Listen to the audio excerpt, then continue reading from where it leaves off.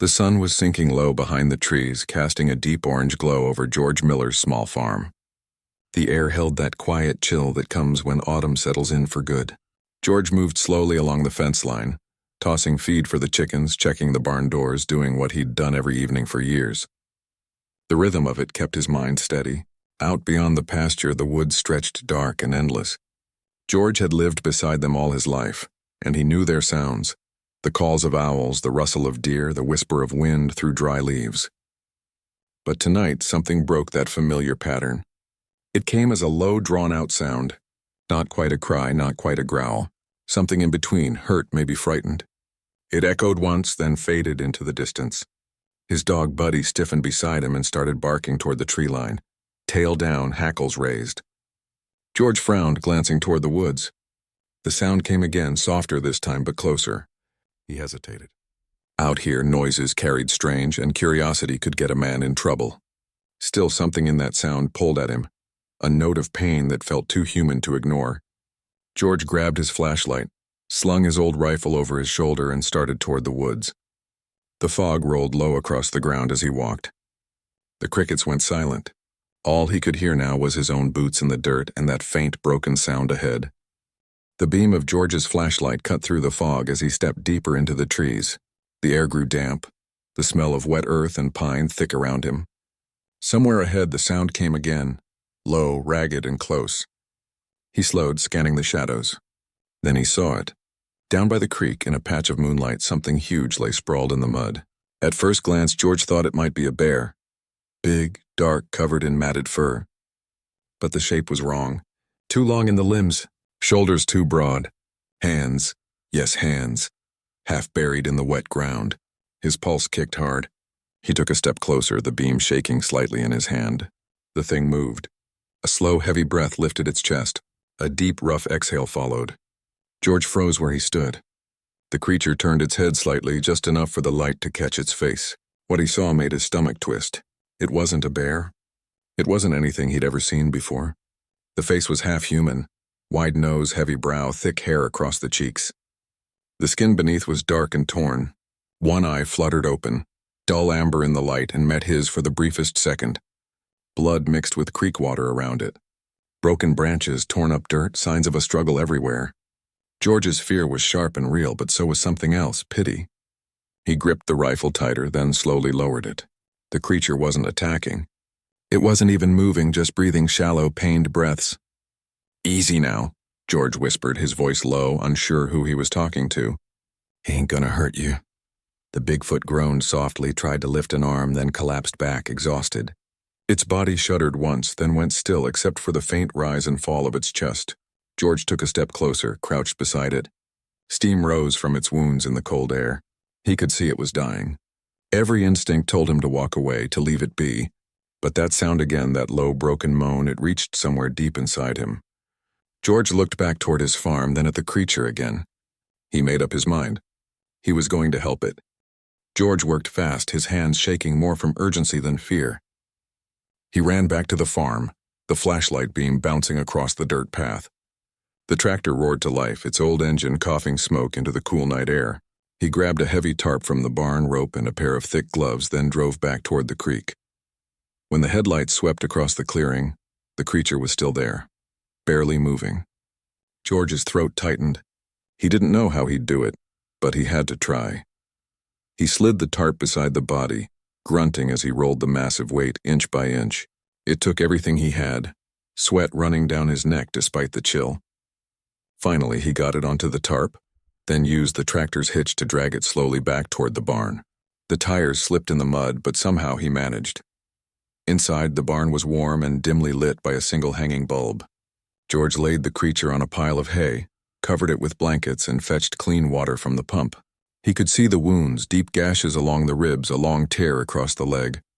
He poured water gently to wash away the blood, then used iodine and rough bandages from his first aid box. It wasn't much, but it was something. The creature's breathing steadied after a while, slow, heavy, deep. Its eyes opened once more, meeting his for a brief second. George froze, then nodded slightly as if trying to promise something. "You'll be all right, big fella," he said softly. "Just hang in there." He sat down on an old stool, the rifle leaning nearby but untouched.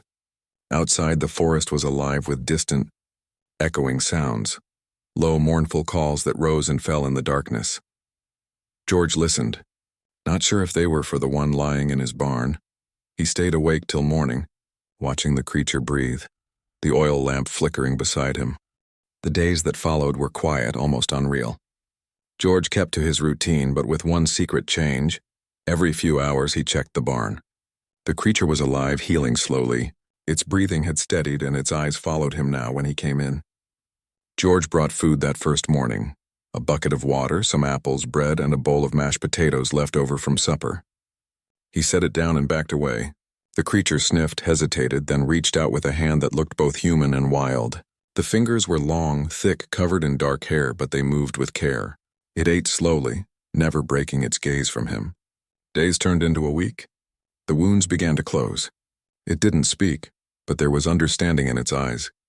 A calm intelligence that unsettled and comforted George at the same time. Sometimes he'd find it watching the chickens outside the barn, head tilted as if trying to understand them. Other times it just sat, staring toward the forest, a quiet sadness in its expression. George never told anyone. Not the mailman, not his neighbor down the road. Folks around here talked too much, and he knew what would happen if word got out.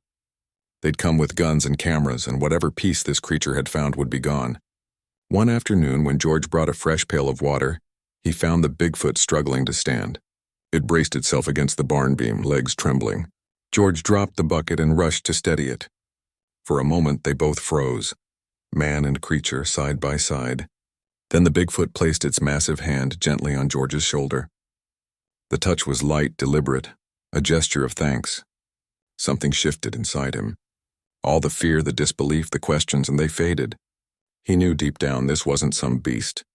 It was something more, something that felt. That night they sat together near the open barn door, the cool air drifting in. The moonlight poured over the field, silver and still. Neither made a sound. George just sat there, hands folded, while the Bigfoot breathed softly beside him, eyes half closed. He didn't need words. The quiet between them said enough. From that night on, George understood. Some secrets weren't meant to be told. It started with small things. Things only a man who'd lived his whole life close to the land would notice. A tree by the fence line had strange claw marks running deep into its bark. Another stood snapped halfway up, though there hadn't been any storms. The soft soil near the barn showed prints far larger than any bear could make. Wide, heavy, and deep. George crouched beside them one morning, pressing his palm against one. It swallowed his hand easily. The hair on the back of his neck lifted. That evening, Buddy refused to leave the porch. Normally, the dog would bark at anything that moved, but now he just sat low to the ground, staring at the woods and whining. George didn't like that. Animals always knew before people did. Inside the barn, the Bigfoot had grown restless. It no longer sat quietly. It paced near the window, breathing heavy, low grunts rolling from its chest. Every few minutes it would stop, listening, head tilted toward the trees, body tense. Something out there? George asked softly, standing by the stall door. The creature's eyes flicked toward him, then back to the dark outside. It gave a short, deep sound, and a warning maybe, or worry. George could feel the air change. Something was coming. That night the fog came thick and heavy. The forest, usually alive with crickets and nightbirds, went silent. George sat by the window with his rifle across his knees, just in case. Then it came, a deep rolling sound that rose from the hills and carried across the valley. It wasn't thunder. It was a roar, long and low, echoing through the trees like a voice calling out. The creature in the barn stood up straight, shoulders wide, chest heaving. A moment later it answered, a cry so powerful it rattled the barn walls. It wasn't angry. It was mournful, aching, full of something George couldn't put into words. The night went still again. George felt it deep in his bones, the truth of it. Its kind was looking for it. Morning came slow and gray, the fog hanging thick as smoke over the fields. The air was heavy, still, the kind of quiet that made every sound carry. George hadn't slept much. He sat on the edge of his bed, boots still on, listening. Then he heard it, movement outside. Not one set of footsteps, but many, heavy, slow, deliberate. He reached for his rifle, heart pounding, and stepped onto the porch. The fog blurred everything beyond a few yards, but shapes were moving within it. Tall, massive shadows shifting between the trees. George froze. As the mist drifted, the shapes came clearer. There were at least 5 of them, maybe more. Huge, broad-shouldered figures covered in dark hair, their outlines almost blending with the fog. They weren't rushing, weren't hiding. They were simply there, watching. The one in front took a step forward, and George's breath caught. He knew that one. The limp in its step, the patch of healed fur on its side. It was the same creature he had saved. It was standing on its own now, weaker but alive. The group spread out behind it, silent and still. One of them, larger, older-looking, its fur streaked with gray, moved closer. It stopped just a few feet away, towering over George. The smell of the forest clung to it, earth, moss, and rain. For a long moment it studied him. Its eyes weren't cruel. They were deep, thoughtful, almost human. It sniffed the air softly as if learning his scent, then gave a low sound that rumbled through its chest. Not a growl, but something gentler. The Bigfoot George had healed stepped closer. Its breathing was steady now. Slowly, it reached out one large hand and placed it over George's chest, right above his heart. The touch was light, respectful, a gesture that needed no words. George stood still, eyes burning, not from fear, but from something far deeper. Then, without a sound, the creature turned back to the others. Together, they melted into the fog, one by one, until the woods swallowed them whole. George stood there long after they were gone, the air still humming from what he'd witnessed. He looked down at his chest, at the spot where that great hand had rested. He didn't need to understand it fully. He just knew what it meant. A thank you and a goodbye. When the last echo of footsteps faded into the fog, George was left standing in the stillness. The morning air was damp and cold, yet he felt something warm in his chest, a quiet weight that wasn't fear or confusion, but something close to peace. He walked slowly back toward the barn, his boots pressing into the soft earth where those heavy tracks had been moments before. The fog began to lift, curling up through the trees like smoke. That's when he saw them.